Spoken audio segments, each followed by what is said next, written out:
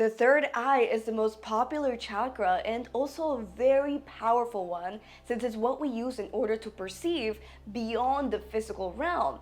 And although it is very hyped up by the spiritual community, I will say it is very dangerous to open if you don't know how to properly do it. But do not worry, because today I'm going to teach you what is the third eye, why is it blocked in most people, and how to properly open it in a safe but effective and powerful way. Now, what is the third eye? The third eye is actually the first center that connects us to the higher realms, the spiritual realm, and it is used to see into our inner worlds. And in our inner worlds is where we can actually astral travel, where we can go into different planes of existence, different realities, right? Reach different dimensions overall, all of that juicy stuff the spiritual realm has to offer us. But it doesn't only work to see into the inner world, right? But also to gain an elevated perspective of the physical realm. Now, when people mention the third eye, they usually refer to the Ajna center, which is, the third eye chakra, but it's located right here in your forehead, between your eyebrows, right? A little bit more above. And while that is our third eye, center, the chakra, the Ajna, that's not actually where our third eye is located. We have an entire gland for our third eye, and that is called the pineal gland, which is a gland located in the center of our brain.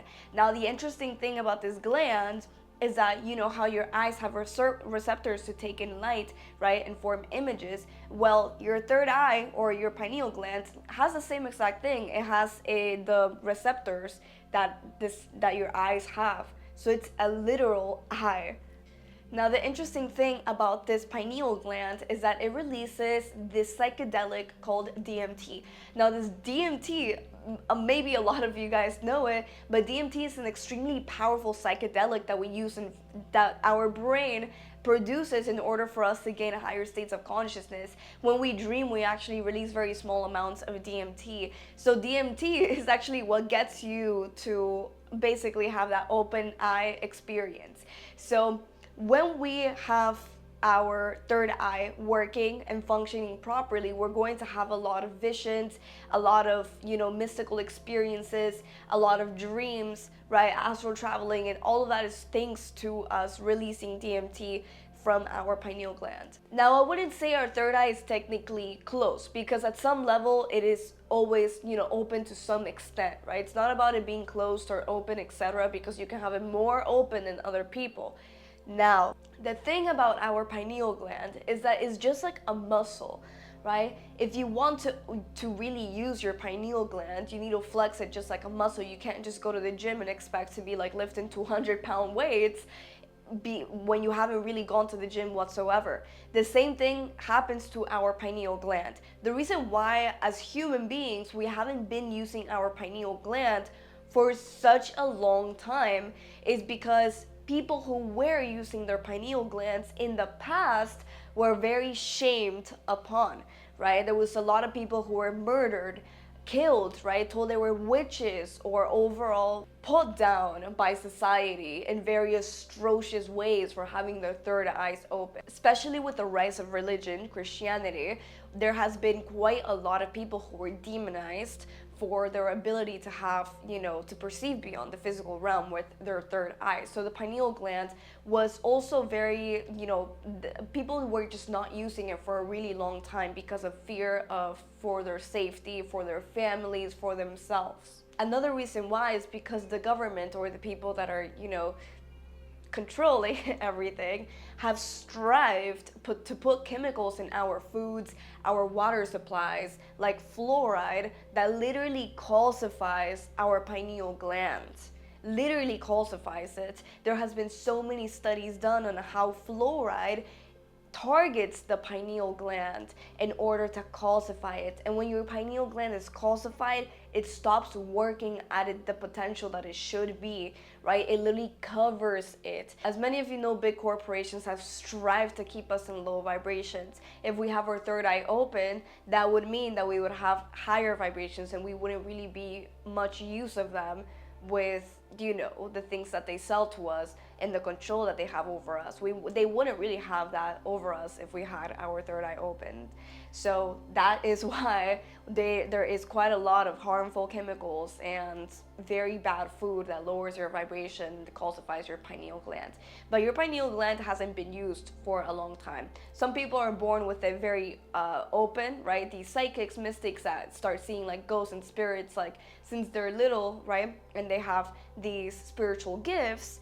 Those people most likely have very powerful pineal glands, and they were able to almost like transcend past the things that they're fed in their daily lives, right? So that is the interesting thing about pineal glands, is that some people do have them more open than others, but it is still very important to take care of your pineal gland in terms of, you know, what you intake, what you eat, what you consume, all of that. Now, how do you open your pineal gland, or more like unblock it? Step number 1, ground yourself. An unbalanced third eye is a dangerous third eye. And I'm not here to put any fear on you or anything like that, but a third eye that is open in a very unbalanced way is very dangerous, and that's the truth. The reason why is because the third eye is part of a whole chakra system. And while there is like more than 7 chakras, right, we're gonna stick with the seven main chakras for, you know, for the sake of better understanding. Now, the 7 chakra system starts with the root chakra at the, you know, base of the spine, I would say. The sacral, which is right below the belly button, the solar plexus that is right below, you know, the upper chest area, the heart, which is in the chest, the throat, on the throat, the third eye, which is, you know, the one that we're speaking about, and the crown chakra, right? These upper ones right here are the ones that connect you to the spiritual realm. So the interesting thing though is that you cannot be trying to open these up here if the root or the bottom ones are not balanced enough. The reason why is because these bottom chakras are the ones that connect you to the physical realm, and you're here in the physical realm for a reason. You're not here just for, you know, for giggles and fun and stuff like that. No, you're not. You're here for a reason, and you shouldn't be disconnecting from the spirit, from the physical realm.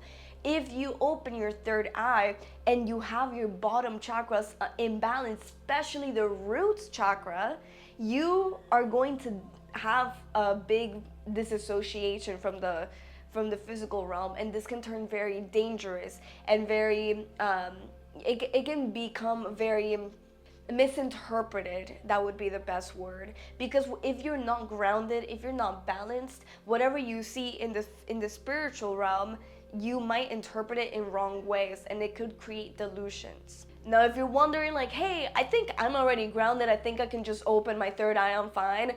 Okay, let me explain why you may not actually be completely grounded. The reason why is because when we go into the physical world, in the first 7 years of our lives, right, we start off with the spiritual, you know, perspective of the world, which is, you know, the childlike perspective that is more connected to the spiritual, to the unknown.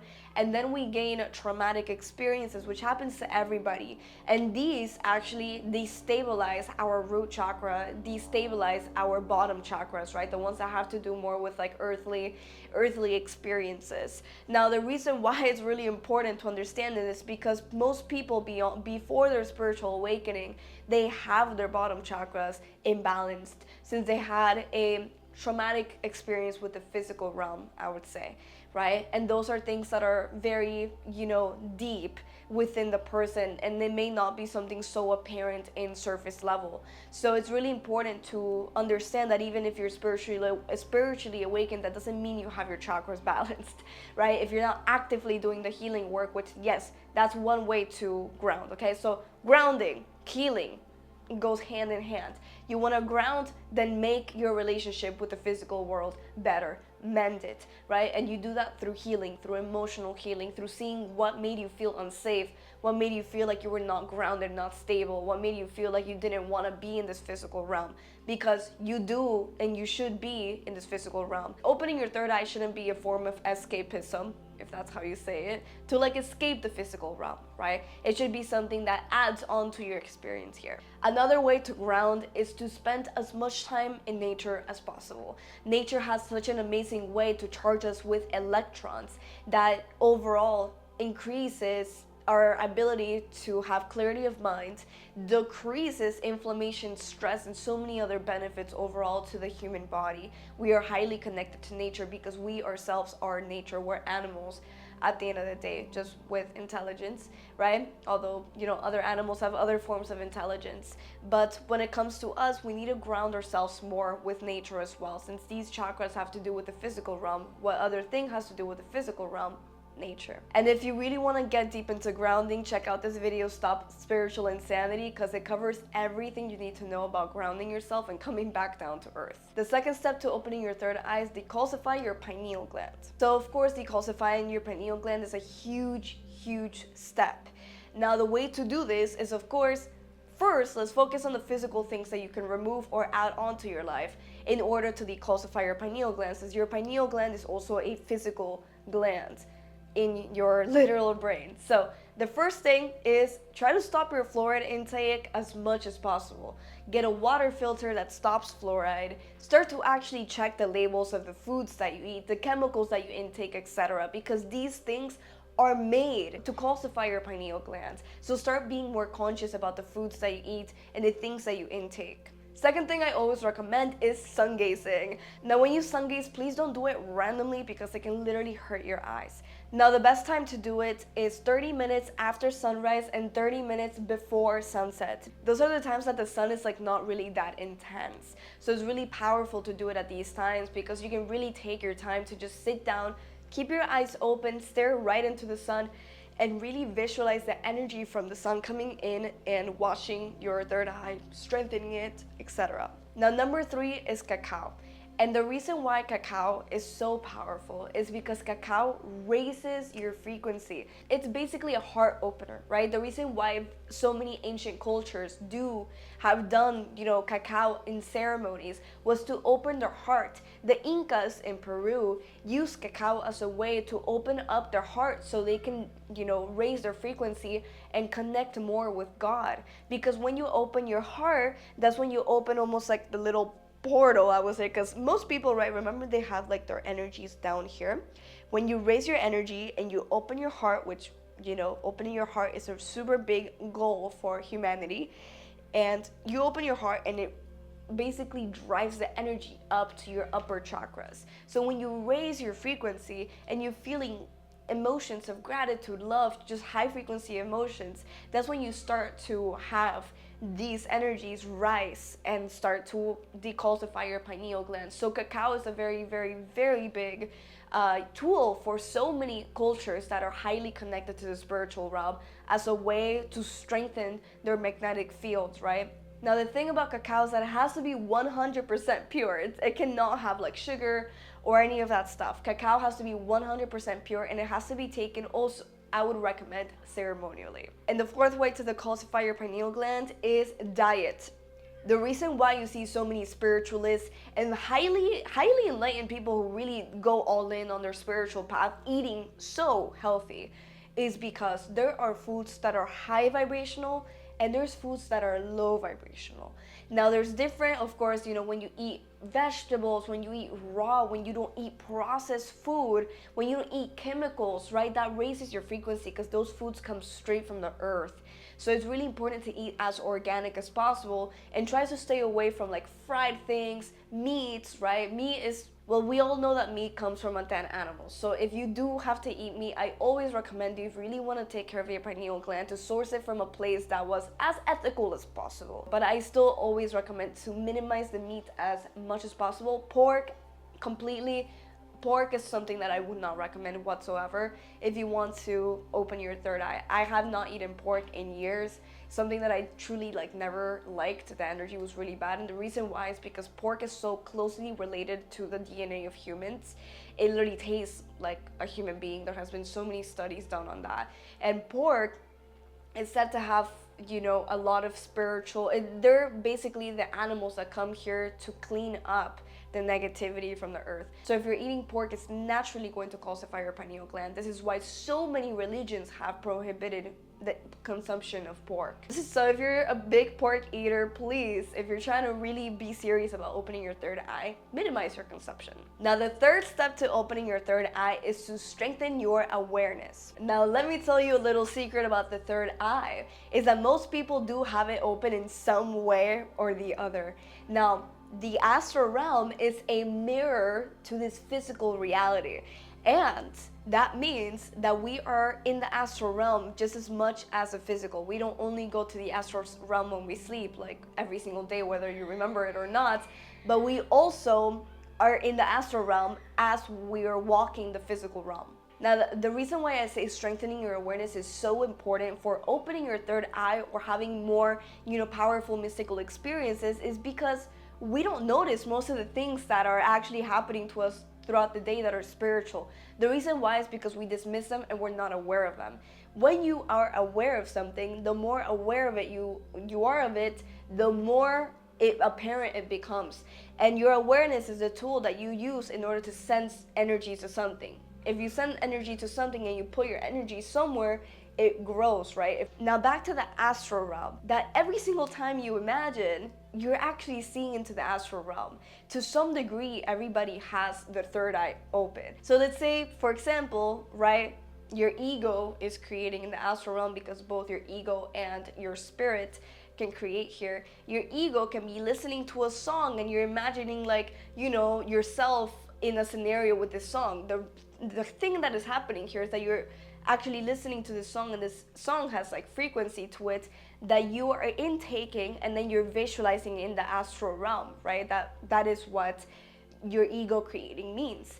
But you don't only have to create with your ego, you can also become aware that your spirit is always letting you know the interpretation of energy around you, right? Or interpretation of energy in other areas. So let's say you're visualizing, you're meditating, and then you start to imagine really, these blue creatures, right?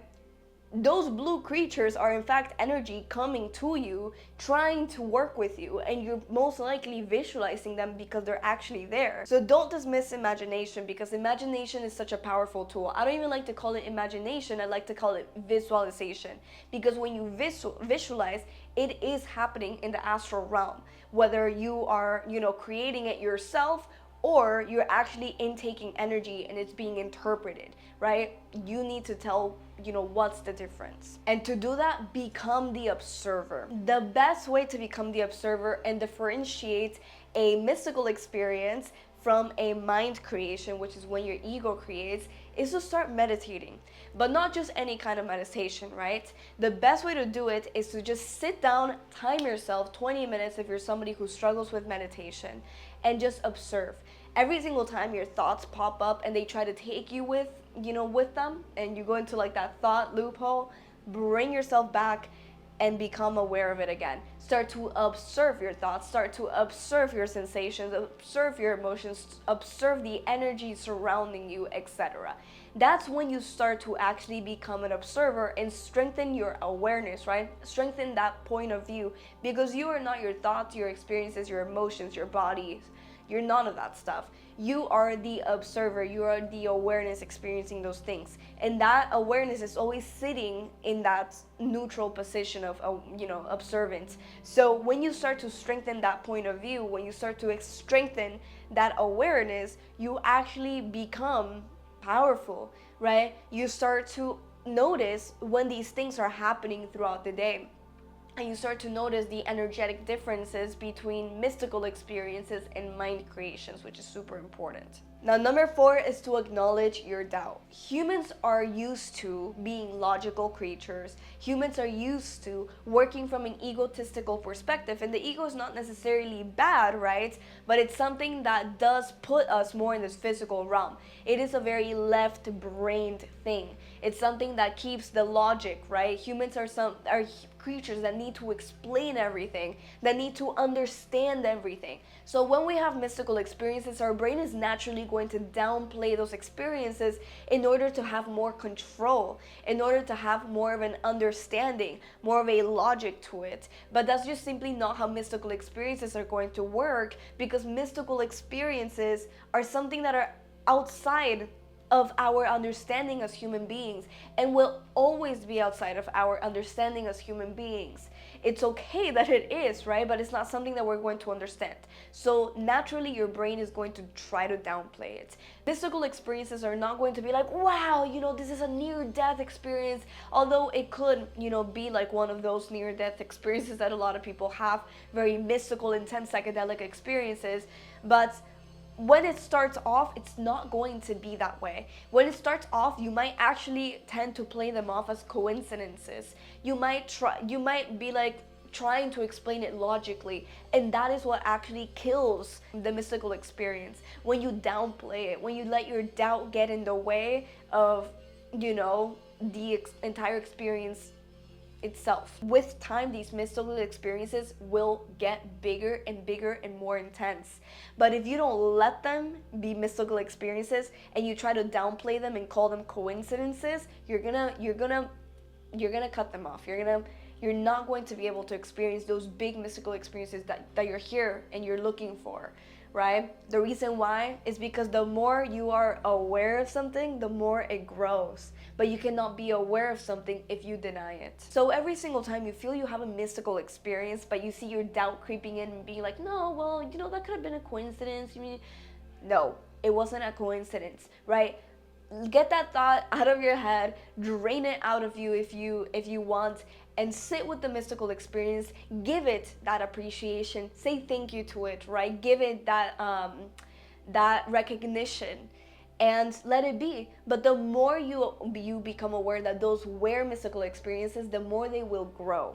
And number 5 is to be consistent. Your third eye is just like a muscle, like I explained. If you keep flexing it, it will grow. But if you just go to the gym once a week, do you really expect to have your dream body if you go to the gym once a week? No.